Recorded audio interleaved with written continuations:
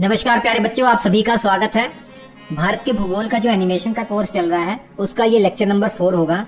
आज एक नए चैप्टर की शुरुआत करेंगे, भारत के द्वीप समूह, आइलैंड्स ऑफ इंडिया। सबसे पहले आइलैंड होता क्या है अर्थात द्वीप क्या होते हैं वो समझने का प्रयास करेंगे। चारों ओर से जो जमीन पानी से घिरी होती है उसे द्वीप कहते हैं या आइलैंड कहते हैं।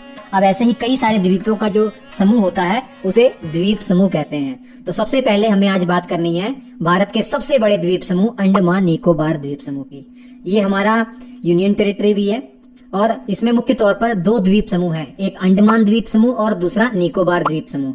इन दोनों को अलग करने का काम 10 डिग्री चैनल के द्वारा होता है। ये 10 डिग्री चैनल कुछ और नहीं, 10 डिग्री उत्तरी अक्षांशी है। हम बात कर रहे हैं अंडमान द्वीप समूह की, तो अंडमान द्वीप समूह में मुख्य तौर पर 4 आइलैंड है जो सबसे पहले हमें समझना है, तब बाकी बाद में हम समझेंगे। ये 4 पार्ट कौन कौन से हैं?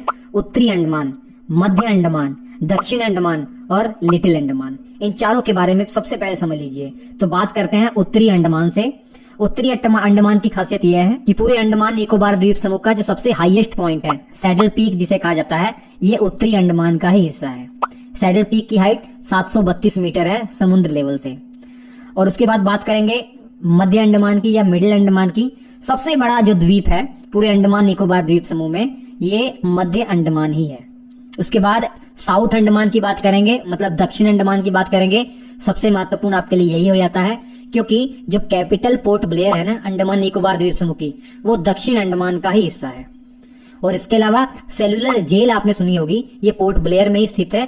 ये वही जेल है जहां पर वीर सावरकर जी को काले पानी की सजा हुई थी।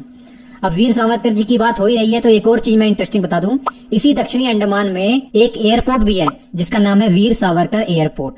और उसके बाद हम बात करेंगे लिटिल अंडमान की।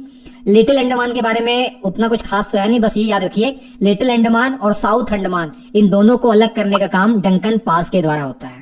अब अंडमान द्वीप समूह के बारे में कुछ और इंपॉर्टेंट फैक्ट, जैसे सबसे ऊपर आइए, सबसे उत्तर में आप आएंगे तो यहाँ पर आपको ग्रेट कोको आइलैंड दिखाई दे रहा होगा और लिटिल कोको आइलैंड दिखाई दे रहा होगा। ये दोनों ही आइलैंड बर्मा के कब्जे में हैं। मैं ये क्यों बता रहा हूँ, इसी के जस्ट नीचे आप देखेंगे ना लैंडफॉल आइलैंड आपको दिखाई दे रहा है। यही वो आइलैंड है जो सबसे उत्तरी आइलैंड कहलाता है हमारे इस पूरे अंडमान निकोबार द्वीप समूह में। पूरे अंडमान निकोबार द्वीप समूह में सबसे जो उत्तरी आइलैंड है ये लैंडफॉल आइलैंड है। ये लैंडफॉल आइलैंड, वो ऊपर जो कोको आइलैंड है जो बर्मा के कब्जे में है, इन दोनों के बीच में कोको चैनल है। तो ये भी आपको याद रखना कि कोको चैनल ग्रेट कोको और लिटिल कोको आइलैंड को लैंडफॉल आइलैंड से अलग करने का काम करता है। अब कुछ ज्वालामुखी आइलैंड की बात करेंगे। सबसे पहले यहाँ पर आपको दिखाई दे रहा होगा नारकोंडम आइलैंड।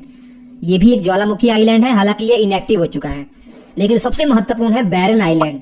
भैया ये एक्टिव वोल्केनो है, भारत का एकमात्र एक्टिव वोल्केनो ये बैरन आइलैंड ही है, याद रखिए। अब निकोबार द्वीप समूह की बात करते हैं। निकोबार द्वीप समूह के मुख्य तौर पर 3 हिस्से हैं, एक कार निकोबार है, लघु निकोबार है, ग्रेट निकोबार है। पढ़ना है हमें ग्रेट निकोबार के बारे में क्योंकि इंदिरा पॉइंट या पिग्मेलियन पॉइंट जो पूरे भारत का सबसे दक्षिणी बिंदु है वो ग्रेट निकोबार का ही हिस्सा है, जिसके अक्षांश आपको मालूम होना चाहिए 6 डिग्री 45 मिनट उत्तरी अक्षांश है। माउंट थुलियर, मेरे प्यारे बच्चों, माउंट थुलियर 642 मीटर इसकी हाइट है और ये निकोबार द्वीप समूह का सबसे हाईएस्ट पॉइंट है। कुछ अन्य इंपॉर्टेंट फैक्ट कंप्लीट अंडमान और निकोबार द्वीप समूह को लेकर हम समझते हैं परीक्षा की दृष्टि से जो इंपॉर्टेंट है। क्षेत्रफल इसका 8250 वर्ग किलोमीटर है। यूनियन टेरिटरी का दर्जा इसको 1 नवंबर 1956 को मिला था। 3 आइलैंड ऐसे हैं जिनका हाल ही में नाम चेंज कर दिया गया है। रॉस आइलैंड, इसका नाम बदलकर नेताजी सुभाष चंद्र बोस कर दिया गया है। नील द्वीप, जिसका नाम शहीद द्वीप कर दिया है। हैवलॉक द्वीप, जिसका नाम चेंज करके स्वराज द्वीप कर दिया है। और इस अंडमान निकोबार द्वीप समूह का जो न्याय अधिकार क्षेत्र आता है ना, कलकत्ता हाई कोर्ट के ही अधीन है।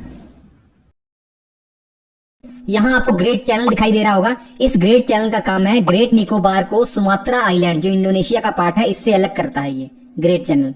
अब बात करते हैं दूसरे द्वीप समूह की जो अरब सागर में है, लक्षद्वीप समूह। बहुत इंपॉर्टेंट ये भी है। इसका क्षेत्रफल मात्र 32 वर्ग किलोमीटर है। ये सबसे स्मॉलेस्ट यूनियन टेरिटरी है हमारे भारत का। कैपिटल इसकी कवरत्ती है और सबसे दक्षिणी जो इसका आइलैंड है वो मिनिकॉय है। इसका जो पुराना नाम था लकादीव, मिनिकॉय एंड अमीनीदीव था, जो बदल दिया गया है 1 नवंबर 1973 से, और अब क्या हो गया है, लक्षद्वीप हो गया है। लक्षद्वीप के बारे में जब पढ़ते हैं तो 9 डिग्री चैनल और 8 डिग्री चैनल के बारे में जरूर पढ़ते हैं। 9 डिग्री चैनल का काम है मिनिकॉय को बाकी के जो लक्षद्वीप के आइलैंड है इनसे अलग करने का काम है इसका। और 8 डिग्री चैनल का क्या काम है? 8 डिग्री चैनल कंप्लीट लक्षद्वीप को मालदीव से अलग करता है।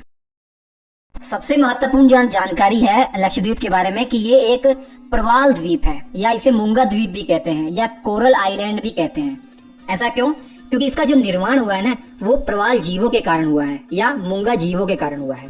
मूंगा जीव ज्यादातर उष्ण कटिबंधीय वाले क्षेत्र में पाए जाते हैं, मतलब कर्क रेखा से मकर रेखा के बीच में जो समुद्र वाला इलाका है, कम गहरा समुद्र वाला इलाका, वहां ये पाए जाते हैं।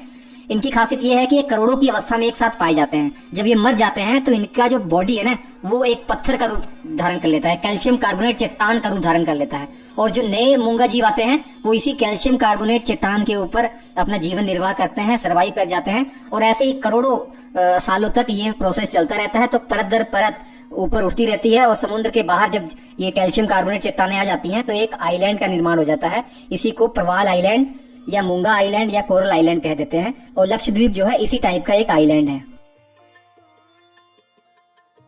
कुछ अन्य आइलैंड की बात करेंगे जो बहुत महत्वपूर्ण है। सबसे पहले बात करते हैं माजुली द्वीप। इसकी खासियत यह है कि ये एक नदी द्वीप है, मतलब नदी के कारण बना है। किस नदी के कारण? ब्रह्मपुत्र नदी के कारण। असम के अंदर है ये, और दुनिया का सबसे बड़ा नदी द्वीप है ये। दूसरा आइलैंड गंगा सागर द्वीप है, जिसे सागर द्वीप भी कहते हैं। हुगली नदी के मुहाने पर है ये, बंगाल की खाड़ी में। और दूसरा जो आइलैंड आपको याद रखना है, डॉक्टर अब्दुल कलाम आइलैंड, इसे व्हीलर आइलैंड भी कहते थे। ब्राह्मणी नदी के मुहाने पर है, उड़ीसा राज्य के अंदर है। मिसाइलों का परीक्षण यहाँ से किया जाता है। उसके बाद श्री हरिकोटा द्वीप है। इसरो का जो सतीश धवन स्पेस सेंटर है यहीं पर है। पुलिकट झील के पास है, आंध्र प्रदेश में पुलिकट झील के पास ये द्वीप है। उसके बाद पंबन द्वीप की बात करते हैं। इसी को रामेश्वरम द्वीप भी कहा जाता है, और ये भारत और श्रीलंका के बीच में जो राम सेतु है ना, इसी का ये भाग है। सालसेट द्वीप देख लीजिए।